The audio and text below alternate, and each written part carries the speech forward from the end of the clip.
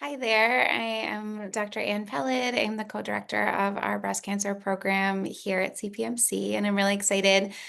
This is our many year in a row annual breast health and cancer care event. I'm really excited to join this great group of panelists today.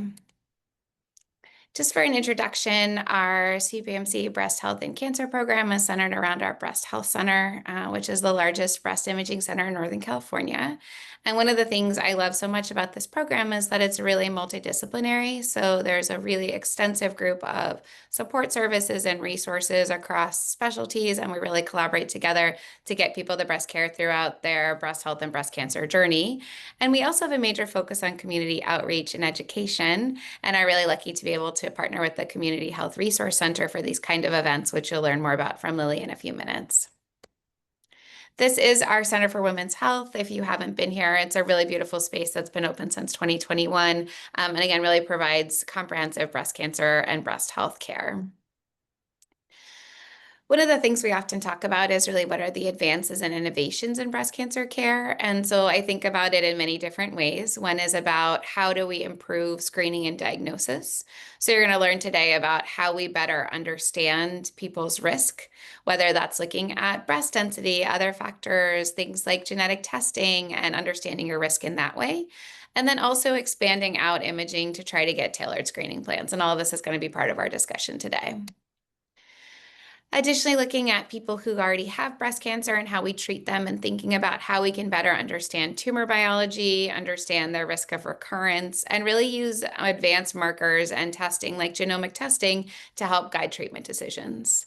And then one of the pieces I personally really love as a breast cancer and breast reconstruction surgeon is how do we focus on survivorship? So how can we really make people's quality of life post-treatment better? This year, I wanted to take a little bit of a different spin on this. And in the context of all of those innovations and advances, think about the fact that we know breast cancer in young women is increasing. And if you look at graphs here, you can see that actually between 2001 and 2021, that's actually a pretty significant increase of almost essentially it ends up being about a 0.5 to 1% a year in some of the years. So I know personally in my practice and sort of seeing amongst friends, even myself, like we're certainly seeing more young breast cancer and trying to figure out what are the unique challenges that we see in this population, both to help from a screening standpoint, an understanding risk standpoint, and a treatment standpoint.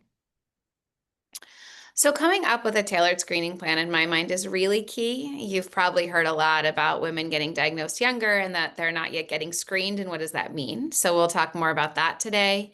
Certainly, treatments impact people in certain ways. So there are unique challenges of treatment in younger women, whether it's around family planning, whether it's around certain issues of quality life. And now that we're having more women diagnosed at younger ages, the way that I think about it, we have greater numbers of young women who are surviving breast cancer. So we're very lucky that we treat people so well that we have more survivors, but we also need to think about what this means as we have more young women who've been through breast cancer treatment who are out in the world trying to figure out how to navigate this space. We also hold this event every year on what happens to be Breast Reconstruction Awareness Day, which is a national event really celebrating the importance of understanding that breast reconstruction, fortunately, is covered by law, and thinking about the fact that many people are uninformed about their reconstruction options. There are a lot of disparities that still exist related to race, ethnicity, socioeconomic factors, and unfortunately, despite federally mandated coverage of breast reconstruction, many people aren't even told about their options. So this is something, again, very near and dear to my heart, and something I feel very fortunate for us here at CPMC that we do have so many breast reconstruction surgeons working in tandem with our breast surgeons to give people these options. So for our program agenda today, we'll be having about 10 to 15-minute talks from all of our presenters, and then we'll all answer questions at the end. And so you'll meet all of our presenters, starting with Daisy Tapia, who's one of our amazing genetic counselors. Dr. Jamie Holtz is one of our breast-specific radiologists. Dr. Wang, who we are so happy to have joined our program here, who's a medical oncologist. And then I'll be talking about the breast and plastic surgery aspect of it. Lily's going to introduce a little bit more from the CHRC, but I would say please ask us your questions. Having gotten to work with this group over the years, we all love talking about the issues that we're going to be bringing up today. We love thinking about, what you're wondering and how we can help you with your journey. So again, thank you all for joining us, and I'm going to turn it over to Lily. Thanks, Dr. Peled. Get my screen up. All right. Hi, everyone. My name is Lily. I'm the Office and Billing Manager at Community Health Resource Center. Thank you all again for joining us for our annual Breast Health and Cancer Care panel presentation. I feel very fortunate that CHRC gets to be part of such an important presentation every year, and I'm really excited to hear everything that our amazing panel of presenters have to share today. Before we get started, I just wanted to share a little bit about Community Health Resource Center for those who haven't joined our programs in the past. CHRC, or Community Health Resource Center, is a nonprofit organization here in San Francisco. We were established nearly 40 years ago by doctors at California Pacific Medical Center to provide resources and care that would supplement their work with patients to support overall health and well-being. Today, we provide 4 main areas of service. Those are behavioral health services, nutrition counseling, community health screenings, and health education events. Next, I'd just like to share a few tips for engaging with our speakers today. During the presentation, and to avoid disruptions, everyone's cameras are off and microphones are muted. Please feel free to type your questions into the Q&A box, and we will do our best to answer those at the end of everyone's presentations. During the Q&A portion, you may also request to unmute or use the raise hand feature to ask your questions verbally. And for our dial-in guests joining by phone, you can dial *9 to raise your hand or *6 to mute or unmute. And lastly, as a reminder, the information provided in today's presentation is for educational purposes only and is not a substitute for professional medical advice. And with that, I will pass it along to Daisy Tapia to get into her presentation. Okay, thank you, Lily. Let me share my screen. Okay. All right. So my name is Daisy Tapia. I'm the cancer genetic counselor here at CPMC Sutter, along with my colleague Elizabeth Cart. And we meet with patients to discuss genetic testing. So here's kind of an overview of what I have in mind for us to talk about. Of course, overview of hereditary cancer, who should be considering genetic testing, as well as what are some of the benefits of testing, and of course, emphasis on genes that are related to breast cancer, what you might expect from genetic testing results, as well as implications for family members and some additional considerations. So anyone can develop cancer at some point in their lifetime. That's why we typically recommend routine cancer screening at various intervals for most people. Most cancers are considered sporadic, meaning that cancers happen by chance, often through a complex combination of several risk factors that can include environmental, lifestyle, and other biological risk factors. Some people have an increased risk of developing cancer due to inherited genetic mutations. Only about 5 to 10% of cancers are considered hereditary, meaning they're due to an inherited genetic mutation passed on in families, which can cause individuals to have a predisposition to develop cancer. This is what genetic testing can help identify: individuals and families who have these genetic mutations that can contribute to an increased risk for developing cancer above the general population risk. You'll notice another piece of that pie on the pie chart, which is familial. So some cancers are considered familial, where a familial link is suspected. However, individuals have already had genetic testing and no specific genetic mutation has been found. So what is a genetic mutation or a genetic variant? A genetic mutation, which is also known as a genetic variant, is a change or an alteration in the sequence of DNA making up a gene. Genes are made up of DNA, and our genes provide instructions for the formation of proteins. Genes associated with hereditary cancer syndromes are typically there to provide instructions for making proteins that help prevent cancer from developing. So are involved in maintaining normal cell growth or repairing cellular damage. Therefore, genetic mutations or variants can disrupt our genes, leading to damaged proteins that are no longer able to do their job protecting our body against developing cancer. It's important to know that not all mutations or variants are harmful, and we'll talk a little bit more about this later. So who should consider genetic testing? Genetic testing can be appropriate if any of these apply to yourself or your close blood relatives. Close blood relatives include first-degree relatives like parents and siblings, and sometimes second-degree relatives such as grandparents or aunts or uncles, and occasionally third-degree relatives as well. So taking a step beyond that family tree, to like first cousins, and more distant relatives. It's really important when you're taking a look at your family history to know what are the types of cancers in the family, as well as what were the ages of diagnosis for those relatives. Genetic testing may be appropriate if someone has either a personal diagnosis of ovarian, pancreatic, metastatic prostate cancer, or male breast cancer, regardless of age of diagnosis.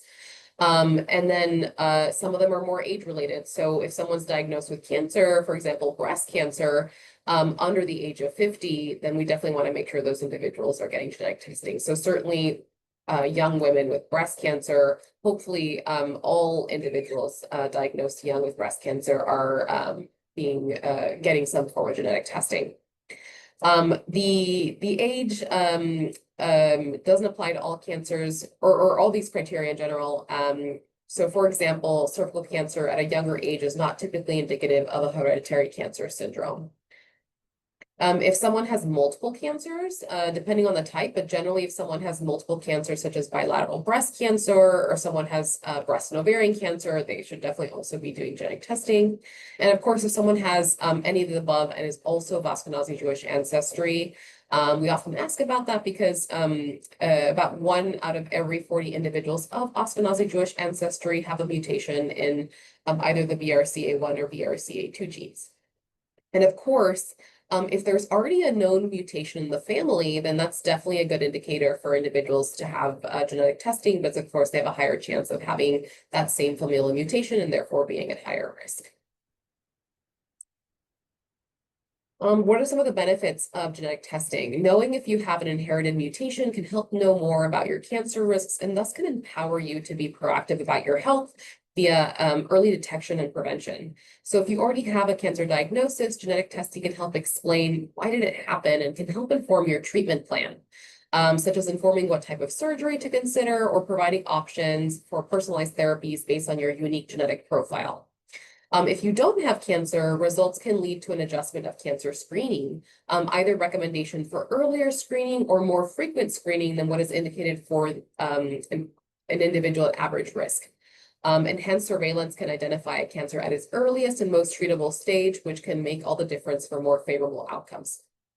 There may also be risk-reducing options that can be considered, such as preventative surgeries, like a prophylactic mastectomy to reduce the risk of developing cancer in a particular organ by removing as much of the at-risk tissue as possible. Patients can also discuss the option of taking risk-lowering medications called chemoprevention that can lower the risk of developing specific types of cancers. And then, of course, informing risk for family members. So here we're taking a look at some of the genes related to breast cancer. There's a lot of information on this page, but mainly what I want you to see is that there are several genes related to breast cancer. Most people are familiar with the with 2 genes, BRCA1 and BRCA2, which are collectively referred to as BRCA genes. And these do represent the most common causes of hereditary breast and ovarian cancer. However, there are 11 other genes that are also related to breast cancer and equally important to test for when considering genetic testing for genes related to breast cancer. You can see that the lifetime risk to develop breast cancer is different for each of these genes. Some are very high risk, where the estimated lifetime risk for developing breast cancer is well over 50%. Whereas as we move to the left of the graph, the right of the graph, the risk is lower, closer to the average woman's risk to develop breast cancer, which is around 12 to 13%, represented by that horizontal dotted line. In addition to having an overall higher risk for breast cancer, women with mutations in genes associated with breast cancer often develop breast cancer at younger ages in the general population. Another thing to keep in mind is that each of these genes may also predispose to other cancers as well.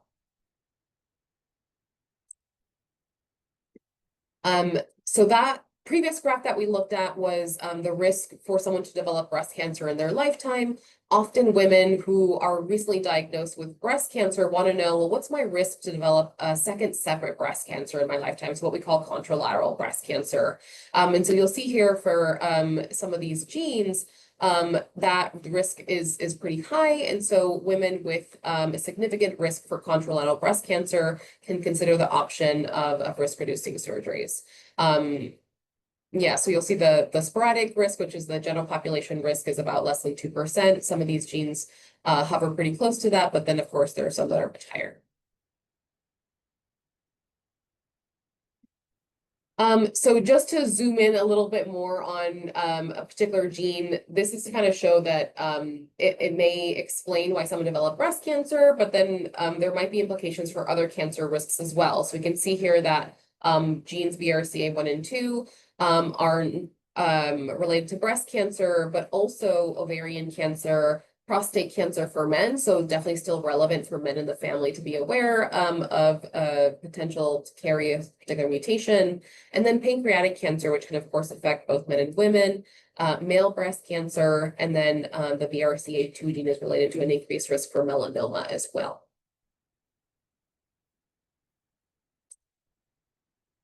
Okay, so now that we've learned a little bit about how genetic testing can be helpful, what kind of results might someone get back? For any of the genes that are tested, we can either get a positive result, negative, or a variant of uncertain significance. So a VUS is a variant of uncertain significance.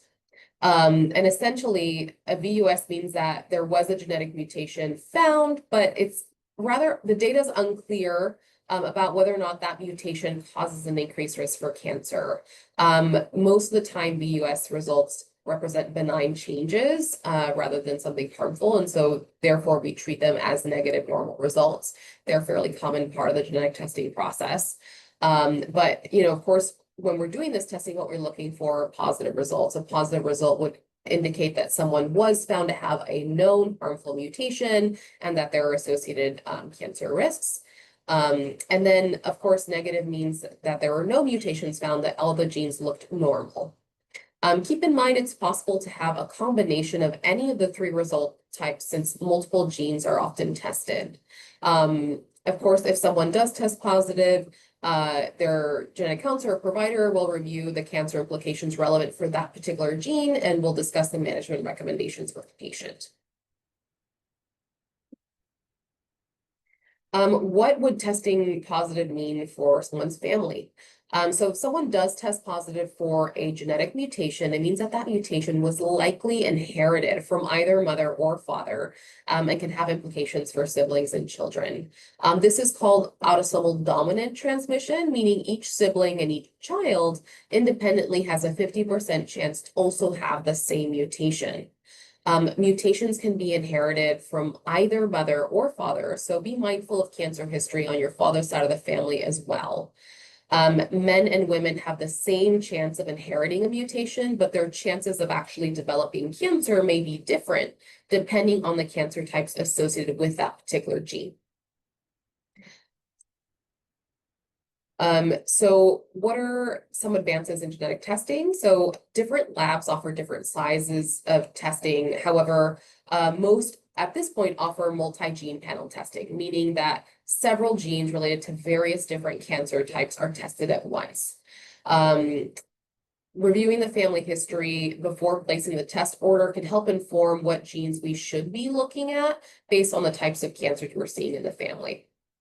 Another major advance is that genetic testing can now include RNA analysis. DNA is used to create RNA. Genetic testing had previously only sequenced DNA. Now we're able to pair RNA and DNA together, providing an additional information to help identify and interpret DNA variants. So even some that would not be detected by a DNA-only approach.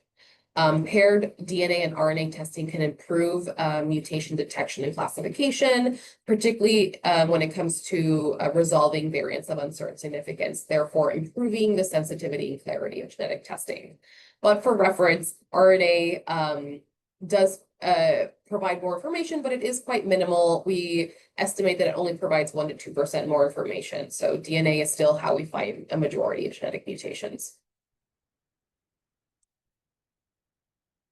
Now that we've learned about details about genetic testing, how do you go about getting it done? So you can either meet with a cancer genetic counselor such as myself, or testing can be ordered by your medical provider. Genetic testing typically requires a blood or saliva sample, which is then shipped to the genetic testing laboratory for analysis. It's important to note that the additional RNA analysis can only be done via blood sample. Results typically take about 2 to 3 weeks to be available after the sample is received by the laboratory, and results are usually sent to the provider, who then discloses in terms of how they usually do it. For us, we typically do a phone call. Quicker results are definitely available for people who need information to make urgent treatment decisions. So often for women who are newly diagnosed with breast cancer, we are ordering an expedited panel that shortens that the results timeline to about a week, and usually prioritizes genes related to breast cancer that can help inform treatment. Whether or not insurance covers the cost of genetic testing depends on whether your personal and/or family history of cancer meets criteria, which is typically reviewed prior to the test order being placed. It's important to know that many genetic testing laboratories offer reasonable self-pay options for testing. And then another thing that we usually discuss, it's important to know that the Genetic Information Non-Discrimination Act, GINA, has been around since 2008, and this prohibits health insurance companies and employers from discriminating against individuals based on their genetic information. All right, so I wanted to shout out a amazing support group that would be relevant for young women diagnosed with breast cancer. So BASE is a support community for anyone with breast cancer diagnosed at age 45 or younger, either diagnosed or being treated in the Bay Area. They offer monthly support meetings, community building events such as in-person outings, and resources for the unique issues that come with being a young person diagnosed with breast cancer. Earlier this year, BASE inaugurated the Bay Area Young Survivors Breast Cancer Memorial Garden in Golden Gate Park, which is the first public memorial of its kind in the United States and the first in Golden Gate Park since the AIDS Memorial Grove.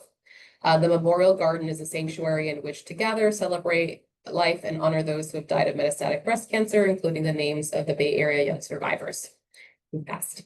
And if you, that's a really great resource to check out. I included the link below.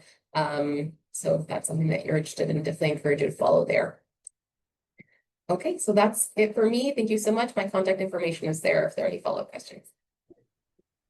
Thank you so much, Daisy. That was fantastic and so clear and helpful. And I would echo BASE is an amazing resource and certainly one that we're very lucky here to have. So there are a couple of great questions that I saw that I'm going to save for the end, just because I think there are things that everyone would want to learn about. So I think we'll move on for now to Dr. Jamie Holtz, one of our breast radiologists, who's really going to be focusing on screening options and breast imaging. All right. Hi, everyone. My name is Jamie Holtz. I'm one of the breast radiologists. I work at CPMC and the Breast Health Center at Pacific Heights. I also work at the Breast Health Center at the Mission Bernal campus of CPMC. And I want to talk about breast cancer screening with an emphasis on what younger women should know. So objectives for my talk today are to discuss breast cancer screening recommendations for younger women. I want to identify the benefits of 3D mammography, also known as tomosynthesis, and I'll kind of highlight why this is especially helpful in younger women. And I also want to discuss the role of breast MRI in high-risk screening. So first off, why do we screen for breast cancer? So this has been a practice in the United States since the 1980s. And since we started screening, breast cancer mortality rates dropped significantly by 40% or higher. The mammography detected cancers, meaning cancers found by screening rather than symptoms, are more effectively treated. They tend to be lower stage and have lower rates of recurrence. And touching on the 3D mammograms, which are I'll kind of intermittently refer to 3D mammogram and tomosynthesis, that was approved, the patent for that was approved in 1999, and it's been in routine use for several years now. So let's talk about screening recommendations. So first of all, the American College of Radiology recommends all women should have their breast cancer risk assessment by age 25. And there are lots of risk factors that come into play when determining breast cancer risk.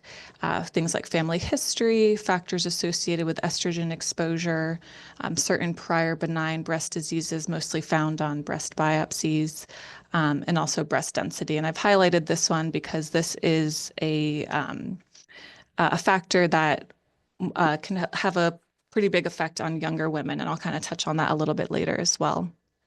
There's lots of different risk assessment models, but the Tyrer-Cuzick model is what we use at CPMC. It's the most comprehensive model.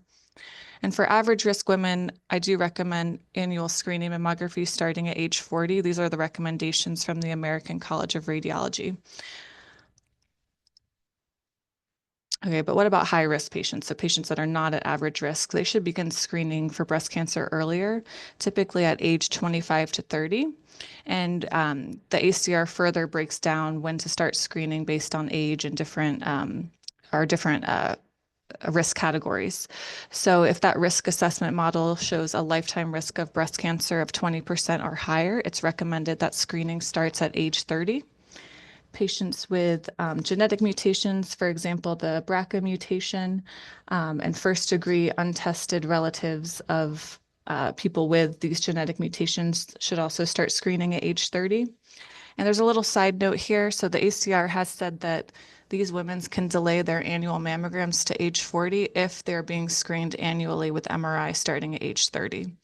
So from 30 to 40 still should be getting annual MRI, but they can consider delaying their mammogram until they're 40 years old.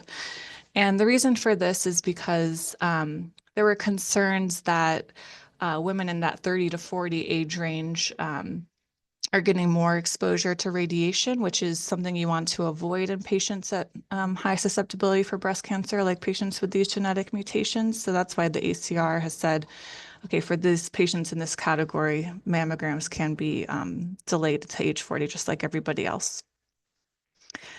For patients with history of chest radiation therapy before age 30, they should start screening at age 25 or 8 years after their radiation treatment, whichever was later. And this chest radiation therapy, this is referring to, therapeutic radiation doses, not patients who've had, radiation in the form of mammograms or other diagnostic imaging. This is high dose radiation. People with a personal history of breast cancer, history of atypia in their breast or lobular neoplasia. These women should start, if they were diagnosed before age 40, they should start screening at the time of diagnosis. So let's talk about breast density. So here there's some examples of the different breast densities that we see on mammogram. Starting on the left, this is what we would call an almost entirely fatty breast, or we would give it a category A. And about 10% of women have this breast density. The B and C densities, B being scattered areas of density, C being heterogeneously dense breast tissue. This is what most women fall under, about 40% of women in each of these categories. And the D, or extremely dense breast tissue, is about 10% of women. So C and D, these two are considered dense breasts, A and B would be considered not dense breasts. And factors that affect breast density. So the first one that I've highlighted here, relevant to this talk, is age. So 50 to 60% of women ages 40 to 44 have dense breast tissue compared to 20 to 30% of women ages 70 to 74. So in other words, younger women tend to have denser breast tissue, and the trend is that breast density tends to decrease over time with age. So going back to the prior slide, I said about 80% of women fall in those B or C categories. Well, for women ages 40 to 44, they're going to be more skewed towards the higher density categories. Other things that can affect breast density are overall body weight. So if you have more overall body fat, there tends to be more fat in the breast, which lowers the breast density. And then hormones can also have an effect on breast density. So it tends to be higher in pregnant and lactating women, and also on women on hormone replacement therapy. And so you may be wondering now, why does breast density matter? So there's a concept in mammography and breast imaging in general called anatomical noise. So with dense breast tissue, it can appear as lots of patches of tissue, can kind of like look like the schematic here, overlapping lines, overlapping little patches of whiteness on the mammogram. And this can pose a challenge for finding certain things on mammogram, findings like architectural distortion, low density objects like masses or asymmetries can really blend into the background dense breast tissue. So you may be asking yourself, well, why do we do mammograms on women with dense breast tissue? And it's because there are some other findings that we look for as indicators of possible breast cancer, and such as calcifications, which are high density and do stand out well on mammogram and are really only seen on mammogram. Other things like high density masses can stand out, and even if there is dense breast tissue. And we do have new technology, which I've touched on, the 3D tomosynthesis mammograms that can help with these challenges in seeing these architectural distortion and low density objects, even in patients with dense breast tissue. So here's an example of the first breast cancer that was found by tomosynthesis. So on this image here on the top left, there's an arrow pointing at a subtle architectural distortion, which is something that we can see with breast cancer. And here, I think it's very subtle. In fact, almost impossible to see on the 2D mammogram. But if you look here on this image on the right, which is the slice through the 3D mammogram, it stands out much more. It's this object here with these multiple lines all coming together in a single point in the center. So it's an example of architectural distortion that really pops out on the 3D mammogram. And as a radiologist, we're trained to not stop looking. Once we find one thing, we keep looking at all the images and look for additional findings. And in this case, this patient did have a second area of architectural distortion that ended up being another cancer that was seen, again, on the 3D mammogram only. It was not seen on the 2D mammogram. She went on to have surgery, and both of those cancers were removed. So tomosynthesis is a concept that it's built around the concept that tissue overlap can mask or mimic cancers. As I showed earlier, it can improve cancer detection rates. It can also reduce the number of patients recalled from screening mammograms because it can help to resolve some things. So sometimes we see findings on the 2D mammogram that look like something scary or bad. And then when we are able to scroll through the 3D mammogram pictures, we can see it's just dense breast tissue overlapping. And so if you didn't have that 3D mammogram, that patient would come back for more imaging, but the 3D mammogram can help to resolve some of those findings, leading to less callbacks. And the tomosynthesis does have increased sensitivity for invasive cancers, bad cancers. So how do we do the tomosynthesis mammogram? So there's the X-ray tube moves around the breast for about 10 seconds, acquiring images like so, and it acquires images as it moves, and then these are reconstructed to make the 3D mammogram. So as I talked about, it really helps us to find masses, focal asymmetries, and architectural distortion that can be really hard to see on 2D mammogram, especially in patients with dense breast tissue. The architectural distortion is highlighted because it's a very subtle sign which can be more easily detected on tomosynthesis compared to 2D mammograms.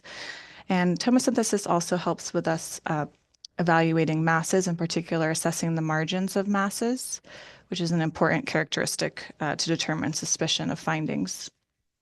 It can also detect abnormalities that are not seen on 2D mammograms, as I showed some examples of earlier. So here's another example of a architectural distortion that's really pops out on the 3D mammogram, which these are pictures of. Here's a zoomed in picture of it here.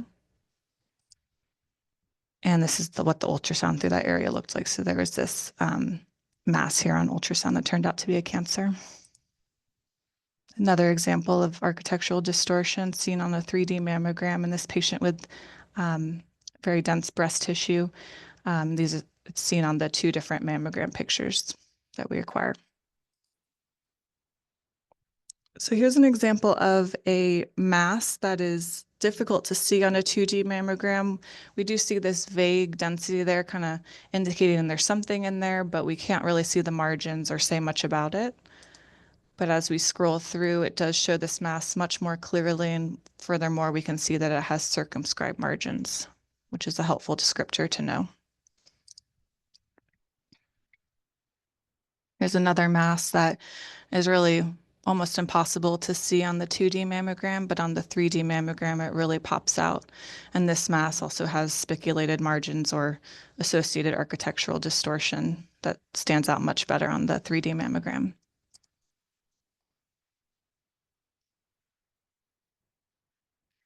Again, this is another example of an architectural distortion that's seen on the 3D mammogram. This one you can see fairly well in the 2D mammogram, but it stands out much more on the 3D mammogram. This is a spot compression mammogram that helps to highlight the architectural distortion even better than the 2D mammogram, but still not quite as well as the 3D mammogram. And we can do these images with tomosynthesis as well, and we often do. So here's an example of a patient with a 2D mammogram showing something very vague here in the inner breast. On the 3D mammogram, this area of architectural distortion stands out much more. And then on the spot compression tomosynthesis image, it stands out even better.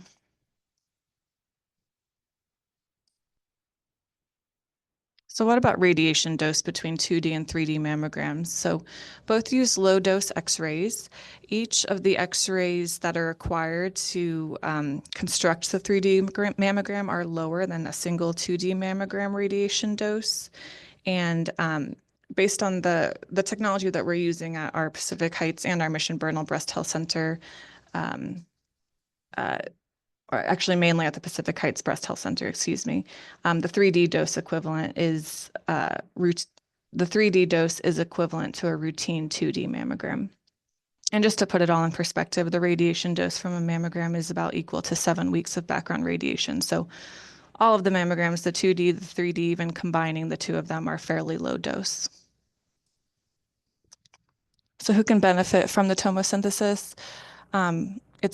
The American College of Radiology says it's appropriate for screening women of all risk levels, but advantages are especially seen in women less than 50 years old and women with dense breast tissue. The dense breast tissue does decrease sensitivity of mammography because of the anatomical noise, and it is an independent risk factor for developing breast cancer. So any advantage we can take in patients with dense breast tissue, we use. And then I just wanted to touch on breast MRI as well. So this is the most sensitive imaging test we have for detecting breast cancer. When it's combined with mammogram, it's close to 100%. However, the specificity can be lower with breast MRI, and you can't have false positives, just like with other breast imaging modalities. Having prior breast MRIs does help improve the specificity quite a bit and lower those false positives. We do breast MRI most often for high-risk screening, but also for some other applications, such as determining the extent of disease in patients with a known breast cancer, determining their response to chemotherapy. And we also will use it for some problem-solving situations where other imaging is indeterminate. So who should we be screening with MRI? So at this time, breast MRI is mostly reserved for women at high risk of breast cancer. So those women with elevated lifetime risk of breast cancer of 20% or higher. Again, we recommend screening with MRI starting at age 25 to 30, just like with mammograms. Patients with genetic mutations and patients who have relatives that have genetic mutations should be tested at age 25 to 30. Or should be screened with MRI at age 25 to 30. Again, same indications as for screening with mammogram early. So history of chest radiation therapy before age 30, and women with breast cancer diagnosed before age 50, or a history of breast cancer with dense breast tissue. It's recommended that they're screened with MRIs at the age of diagnosis. Other patients that may benefit from screening with breast MRI are patients with a history of breast cancer and don't have dense breast tissue and were diagnosed after age 50, women with dense breast tissue without any other risk factors or a history of atypia or LCAS. The American College of Radiology currently says that we can consider screening with breast MRI in these patients. But these guidelines are constantly being reevaluated and updated, so it may be possible in the future that breast MRI is recommended for all these women as well. So putting it all together, for women determined to be at high risk for breast cancer, we recommend screening with annual mammograms plus annual MRI. These women may choose to alternate these exams so that they're getting some form of screening at least once every 6 months. And they could consider referral to a breast surgeon to discuss their breast health and these screening recommendations. There are some online tools for breast cancer risk assessment here as well. I've listed here. And then I'll just quickly show some cases of breast cancer found on MRI. So this is a subtraction image where areas of enhancement can really pop out. So here on the left breast, there was a very small mass found that turned out to be a breast cancer. It was only 5 millimeters, so found very early by this breast MRI. This is it on the other view here in the upper breast. And just like with mammogram, we don't stop looking. We keep looking at the rest of the images. And in this case, there was another 5 millimeter breast cancer in that same breast. And here it is on the other view there. This is another type of finding that we can see on breast MRI. It's called non-mass enhancement, and this is where MRI can really shine. This can stand out on MRI, and we often don't see correlates to this on other imaging modalities. So this is an example of non-mass enhancement with the cobblestone pattern. And this turned out to be a ductal carcinoma in situ. And this is an example. This is what it looks like on the other view.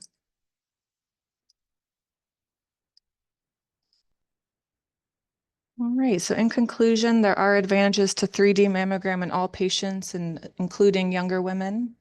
Annual MRI is recommended in addition to screening mammography in high-risk patients. And for average risk patients, screening mammography is recommended annually starting at age 40. Thank you. Thank you so much, Dr. Holtz. That was really comprehensive. And I appreciate that you highlighted that, recommendations do keep changing, right? And so I always love having this opportunity every year to update people on what the latest is to help everyone make the best screening plans for themselves. So with that, I will turn it over to Dr. Lynn Wang, who's going to be talking to us from a medical oncology perspective about issues impacting young women in the setting of breast cancer treatment. Awesome. So my name is Dr. Lynn Wang. I'm a medical oncologist at CPMC. Thank you so much for having me here, and thank you so much for joining this event. I'm going to talk about systemic therapy for breast cancer, but mostly I'm going to focus on endocrine therapy, especially in young women. Kind of just a general overview, what we refer to when we talk about endocrine therapy. So we have kind of a few different names. Endocrine therapy is also referred to as hormonal therapy, but it's very different from hormonal replacement therapy when we talk about it. So endocrine therapy, hormonal therapy, we use it interchangeably. And there are systemic treatment for breast cancer that are known to be hormonal receptor positive and are referred to HR positive, because those cancer cells are kind of demonstrating themselves to use the hormone receptors, either estrogen receptor or progesterone receptor, to grow. And we use endocrine therapy with a goal to either blocking the hormones from from acting on the cancer cells or lower the body's total estrogen level. Oops, give me 1 second. It is, even though I would say for young women, there is a high risk for triple negative breast cancer. By triple negative, I mean that estrogen receptor negative, progesterone receptor negative, and a HER2 receptor negative. However, it is still common to have a hormone receptor positive breast cancer for younger women. So it is standard of care for majority of the HR positive breast cancer. And here's the options of different strategies of endocrine therapy or hormonal therapy for young women. I think tamoxifen is the most widely used. You guys probably have heard it. So it's come with a pill form. It's once a day. It works by blocking the estrogen receptor on the cancer cells, and it works for premenopausal women. It also can be working for postmenopausal women as well. And tamoxifen is the trade name. There are two other flavors for endocrine therapy for young women, and those involve something called ovarian functional suppression. So if you look at the bottom of the table here, it's referred to ovarian functional suppression. It comes with a short shot form, injection form of certain medications, either given to you monthly or quarterly. And that works by shutting down the functional ovaries. The ovaries will not be able to produce estrogen. So that's called ovarian functional suppression. It is for premenopausal women, young women, when they have a high-risk breast cancer. But ovarian functional suppression strategy does not use by itself. It's often combined with either a daily tamoxifen pill or combined with aromatase inhibitor pill. So that is the middle row. It shows here on this table, aromatase inhibitor. Mostly used for postmenopausal women, but also can be used in premenopausal women when combined with ovarian functional suppression. It works in a very different mechanism than tamoxifen. Aromatase inhibitor lowers the body's total estrogen level by blocking the enzyme that makes estrogen in people's body. And there are 3 different medications in the class of aromatase inhibitor. So those are the 3 different flavor of endocrine therapy for young women. And the reason we talk about it so much is because we had actually more annual ASCO data as our biggest oncology conference event. And then one of the biggest 2 clinical trials called SOFT and TEX.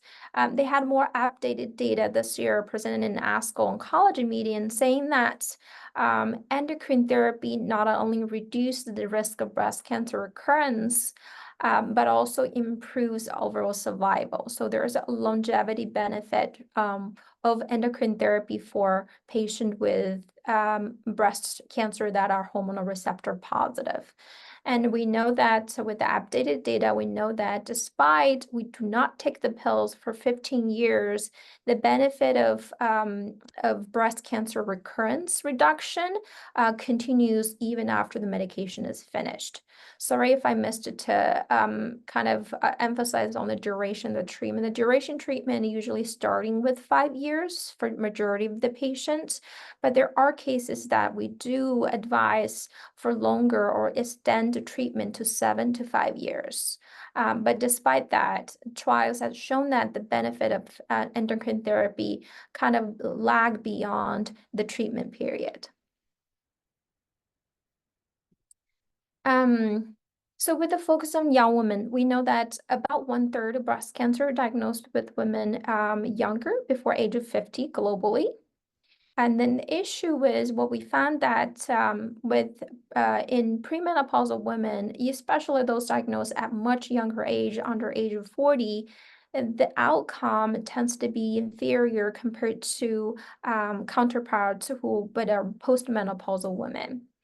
And this is especially so in the hormonal receptor positive and HER2, which is another receptor that breast cancer can produce, especially true in hormonal receptor positive and HER2 negative disease. And one of the contributing factor, we believe, is the suboptimal adherence to endocrine therapy. For driving this age disparity between premenopausal women and postmenopausal women. So what are the barriers? What are the reasons for the suboptimal adherences, which we're going to kind of elaborate a little bit about the side effect or concerns of using endocrine therapy in younger women. The number one obvious reason is related to fertility and family planning. So especially for women who hasn't had their kids yet, or hasn't had childbearing yet, tamoxifen does either significant delay in their childbearing kind of planning, or make it very difficult to plan, I would say. So it's one of the most stressful question I would say I've heard from patients. There are two contributing factors. One, with the tamoxifen, not so much so with the aromatase inhibitor, but again, aromatase inhibitor does not act alone for premenopausal women. With the tamoxifen, there's a non-tetrodogenicity with the pregnancy, so we do not recommend pregnancy while you're on tamoxifen. They known to cause birth defects. And even so, even when you come off, or people come off tamoxifen, we also advise a wash period before they're planning for their pregnancy or childbearing. So that's related to the medication itself.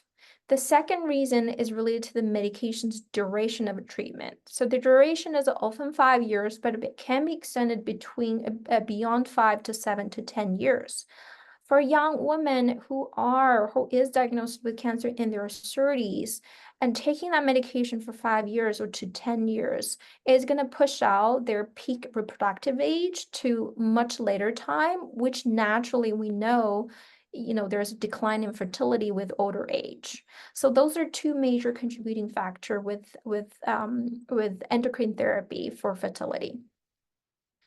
So what are the common strategies we do? Most common strategy is, of course, is egg freezing. So oocyte freezing and embryo freezing, egg freezing or embryo freezing.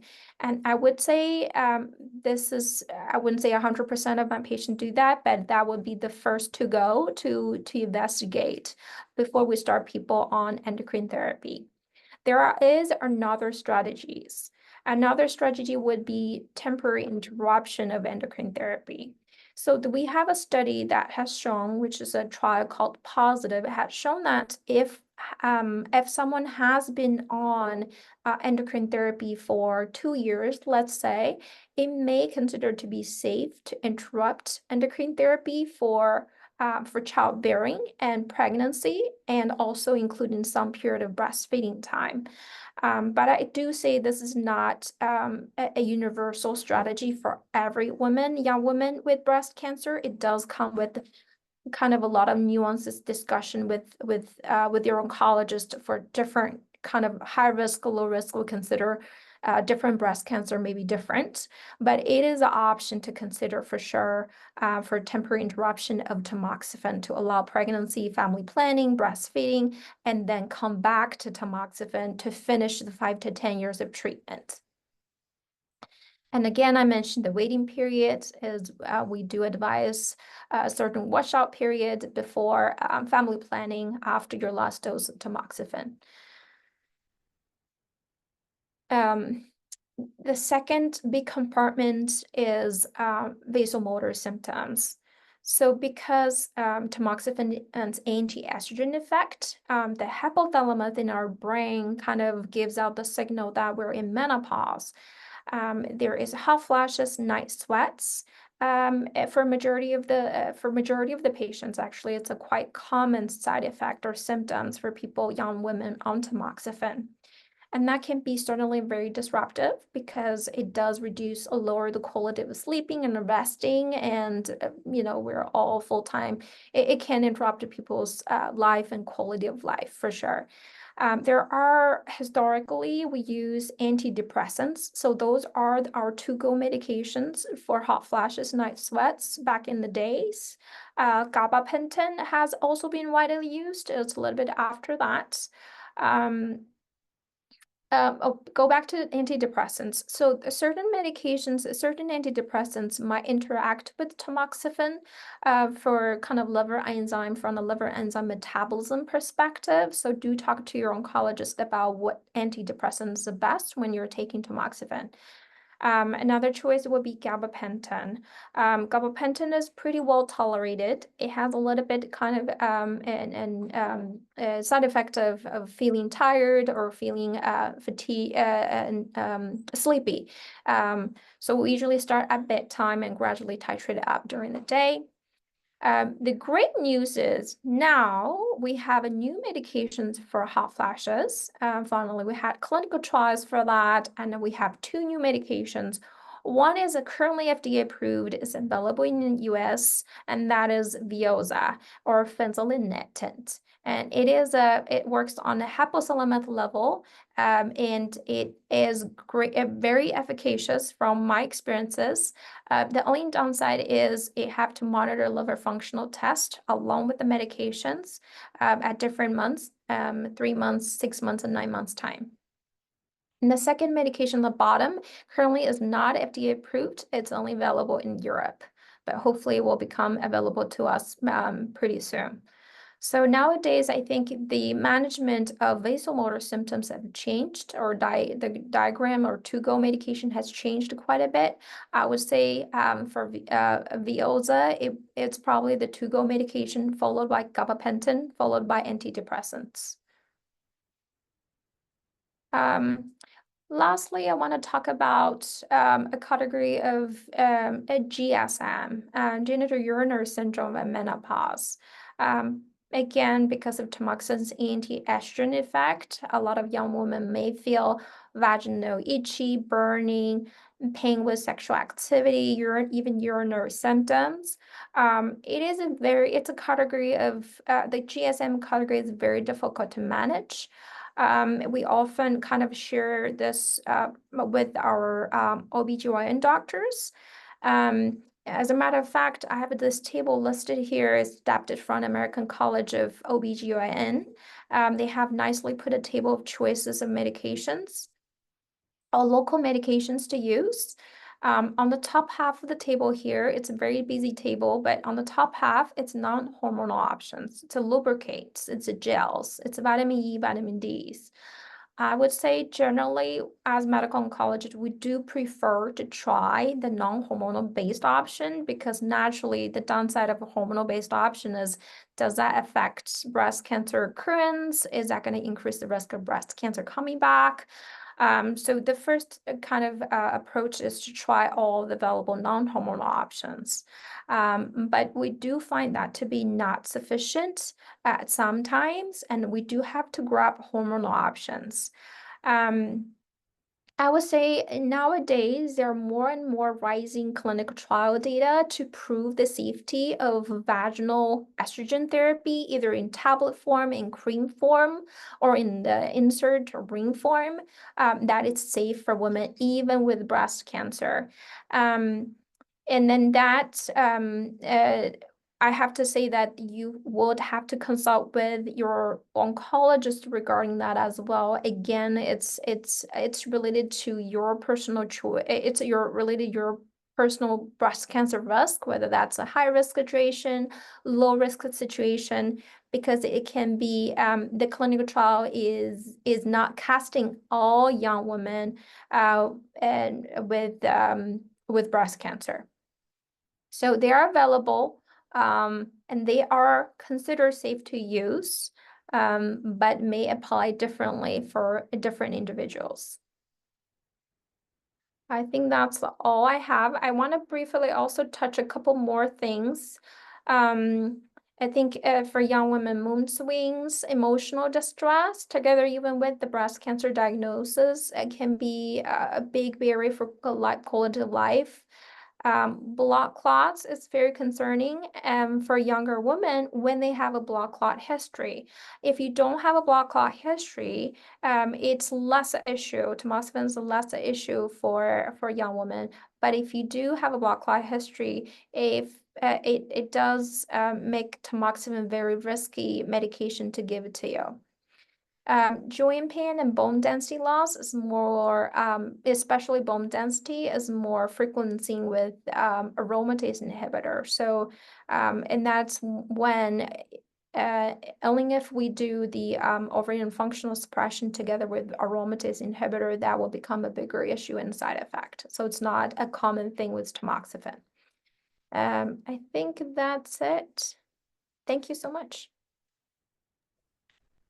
Thank you so much. That was so comprehensive. And I really think, there's so much we are continuing to learn about things like taking breaks to have pregnancy, like what are the impacts of all of these treatments? And certainly, young women are very much impacted by these. And so I'm really grateful to have all of that information. So I'm going to move on, and we have some great questions that I will get to at the end, but I'm going to move on and talk a little bit about breast surgery and reconstruction and some of the things that I think are really exciting from an advances standpoint. Okay, great. So these are some of the things, again, there's obviously like a lot of different ways to go for this in terms of the heightened challenges for younger patients. But, one of the things we see, and you had the great talk by Daisy about genetic testing, is that certainly younger women are more likely to have higher rates of positive genetic testing, and so how that impacts mastectomy decisions. I do think that when you're diagnosed young, your surgical decision making is a little bit complicated because you're trying to think about how to reduce your risk of getting cancer again for many years to come, but also, getting another primary breast cancer, meaning a new breast cancer. And so how do you weigh that in when you're diagnosed young? We heard a little bit from a medical oncology standpoint, but breast surgery treatments can impact breastfeeding. Reconstructive choices can potentially be impacted by pregnancy. And then definitely, I like to think for all people at any age that quality of life and aesthetic outcomes matter, but young women may be particularly sensitive to these.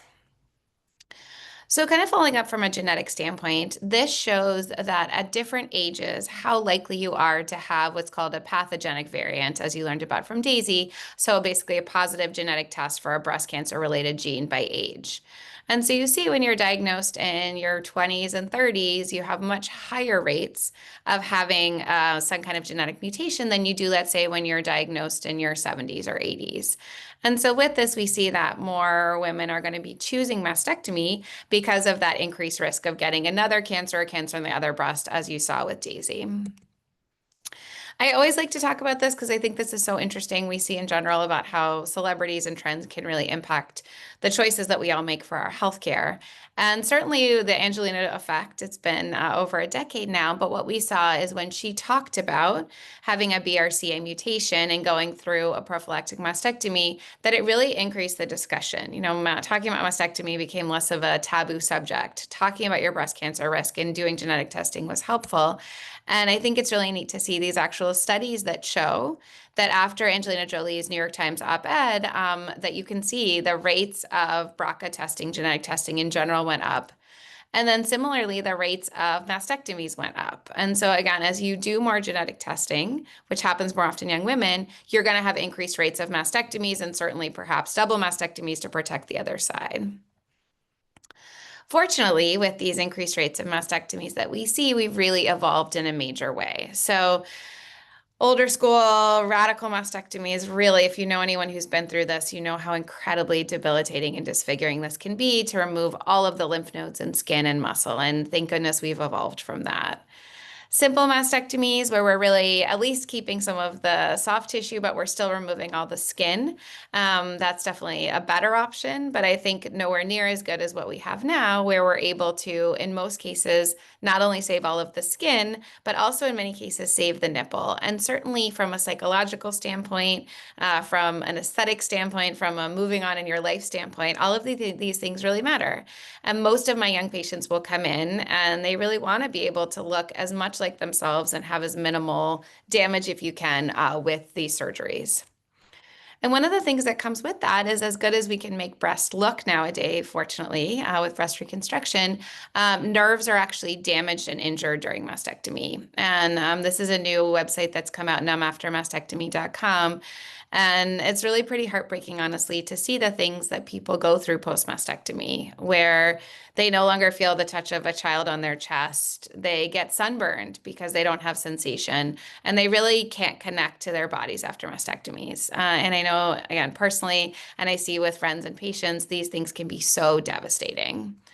And so I'm really grateful that we now have options. This is something we've pioneered in our breast surgery practice that I do with my husband, who's a peripheral nerve surgeon. But really what we can do now is in a standard mastectomy, nerves are cut, nerves are injured, it causes numbness and also scar tissue. And what we can do is rather than leave people with chronic pain and numbness, we can actually reconstruct nerves using what are called nerve grafts, where we're really allowing the nerves to be repaired at the time of mastectomy and get people to get back sensation.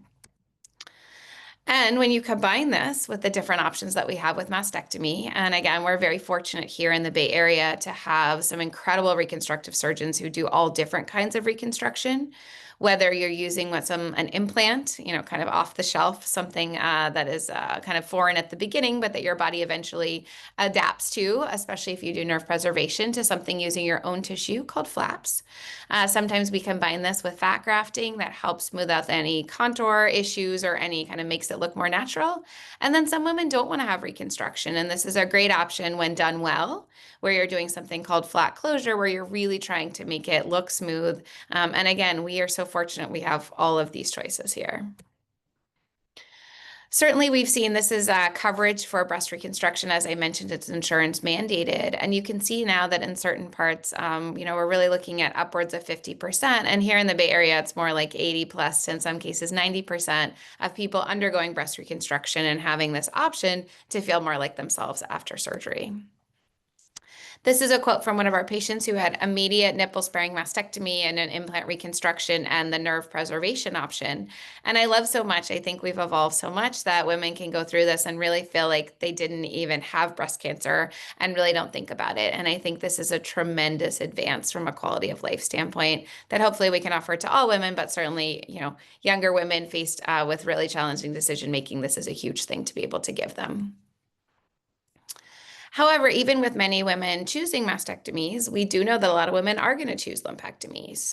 We know from a lot of data that the survival rates, meaning how well you do from breast cancer, are the same with a lumpectomy and mastectomy, and that allows people to go through less invasive surgery.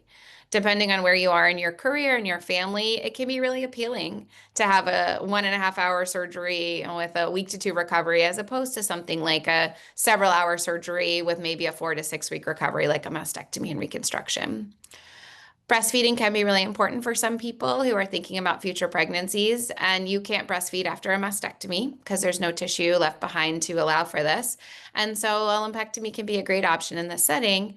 And then for many people, just the idea, again, at all ages, of keeping your breast, preserving that. And we know that studies show that quality of life is better with lumpectomies than mastectomies. However, lumpectomy scarring is often not talked about. So this is a great study, I think, asking people how they feel about their scars. These are lumpectomy scars, and you see 72% of women are unhappy with the location. 76% feel very uncomfortable changing in front of people. Nearly 90% of people feel self-conscious. And 82% of people change the clothing they wear to avoid showing their breast surgery scars. So this really tells us we can do better, and we can help, again, allow these people to move past their breast cancer in a positive way. So this is what's kind of thought of as a standard lumpectomy, where you have a non-hidden scar, you take out the cancer, people often get radiation, and now you get this indentation. And that is a visible reminder of your breast cancer every single day. It can also feel hard, scarred in. And so I think it's so important that we try to avoid this. And so now what we can do is we can do something called a hidden scar lumpectomy, where we hide your scar in places where it heals well. It's not visible because, let's say, it's a color transition zone, or it's hidden under the breast or on the side of the breast. And we really try to close up that space and not have that divot that I mentioned. I also think one of my favorite things to do as a combination breast and plastic surgeon is to talk to patients about doing a breast reduction or lift at the same time. Many people have always wanted a breast reduction or lift, but haven't wanted to go through something that feels elective or that insurance might not cover. But you really get the silver lining that it allows us to do your breast cancer surgery better, but also to give you a bit of a benefit for other parts of your life as well. So in summary, I think we're at this incredible time where we really are trying to understand what are the negative effects of what we do in everyone, and particularly in younger women, as the rates of breast cancer in young women are rising.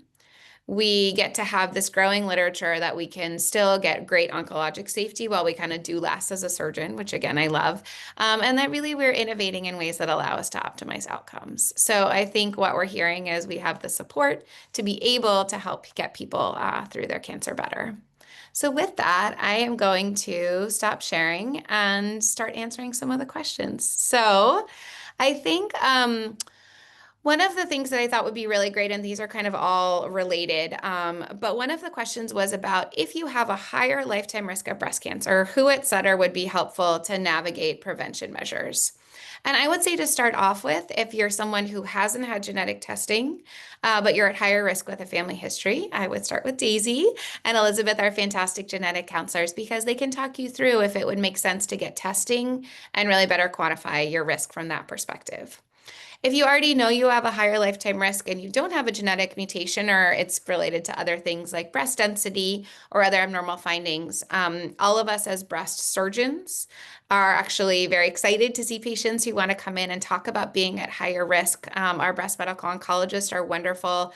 We didn't go into it today, but they're actually low doses of hormone blocking medications that can be taken to help reduce your risk. And so I would say if this is something you're interested, please reach out to either one of the breast surgeons or our breast health center, and they can refer you to see one of us. And then we can help get you plugged in with, let's say, a breast medical oncologist if that's something you're interested in.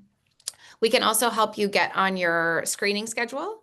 So whether that's alternating breast MRIs and mammograms, as you heard about from Dr. Holtz, maybe there are additional supplemental screens. So I would say that's the place that I would start.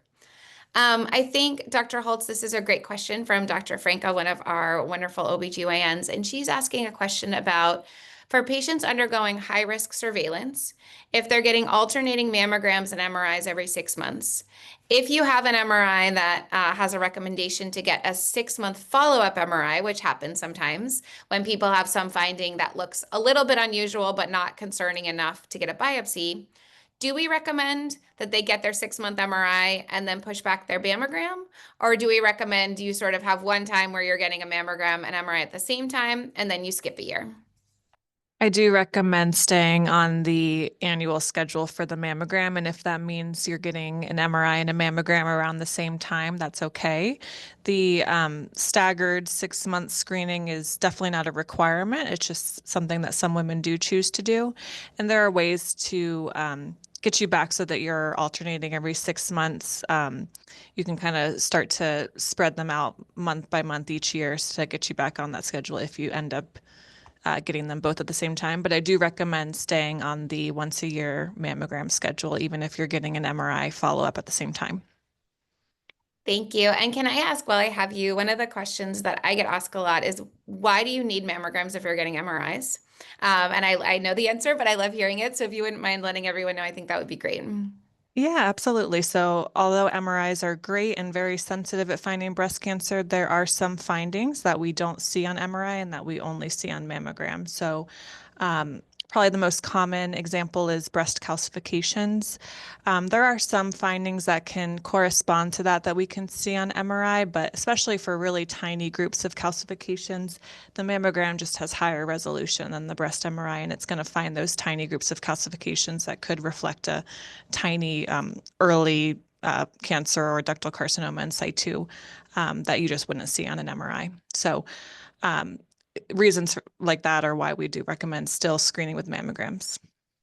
Perfect. Thank you. And I would add, I think it's been really exciting to see some new options that may be coming out, things like a mammogram with contrast, things like a kind of automated whole breast screening ultrasound. So I always say, like, where we are right at this moment is a great way to screen women, but we're probably going to continue to have more nuanced ways to screen people and more options, which is always a good thing.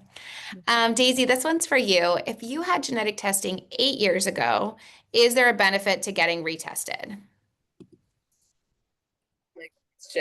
I see a lot of patients that have had testing in the past, and it really depends. It depends what particular order, like how large the testing included. So one of the jobs, or one of my biggest jobs when I meet with someone who's already had testing, is to review their existing test report and cross-reference it with well, how many of the genes did it test for? Like how many, what coverage did it have of genes that we currently know related to breast cancer? Certainly when genetic testing started, we were only analyzing genes like BRCA1 and 2. But it's not like consistent. There's no clear break like from, 2014 onward, then it's comprehensive. I really have to review each report. So if you've had testing in the past and you want to evaluate whether there's a benefit to doing additional testing, I do encourage you to request a referral to either myself or another genetic counselor to have that discussion, to make sure that we're able to review. Definitely encourage you to obtain a copy of your existing genetic testing report, because of course, it's very helpful to have that during the appointment to be able to review and assess for updated testing. Perfect. Thank you, Daisy. I am going to take this one, which is about, is egg freezing typically covered by insurance for women with breast cancer?